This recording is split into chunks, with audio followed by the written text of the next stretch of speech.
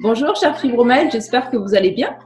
Aujourd'hui, je prends la parole pour vous parler du Fibristal. Alors, je ne sais pas si vous connaissez ce médicament qu'on appelle Esmia en Europe. Il a été interdit depuis le 13 mars 2020 en Europe par l'Agence médicale du médicament à cause de cas de toxicité hépatique qui a entraîné la mort en fait de deux femmes. Par rapport à ce médicament-là. Donc, il a été totalement suspendu en Europe. Notre responsabilité a fait en sorte qu'on a contacté la compagnie Allergan qui fait ce médicament-là pour avoir des réponses à nos questions.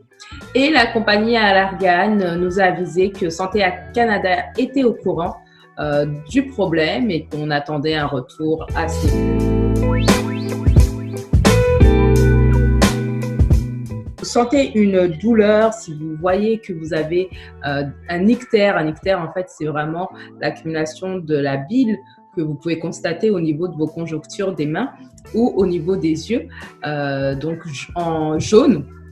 Si vous voyez que vous avez ces symptômes, il est important de consulter votre médecin pour qu'on puisse vous faire une prise de sang.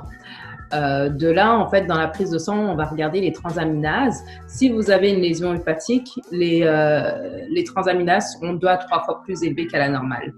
Si vous prenez ce médicament et que tout se passe bien, il n'y a aucun problème, en espérant que vous ayez fait une prise de sang avant de prendre ce médicament et aussi une prise de sang 2 à 3 mois après l'arrêt de ce médicament pour s'assurer que tout soit bon.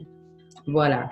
N'oubliez pas que la prise en charge de fibrome utérin, c'est un ensemble d'éléments. Ce n'est pas juste une pilule, ce n'est pas juste une chirurgie, mais c'est avant tout une hygiène de vie qu'il faut avoir afin de se sentir en santé et de réaliser ses rêves. Voilà. Merci beaucoup.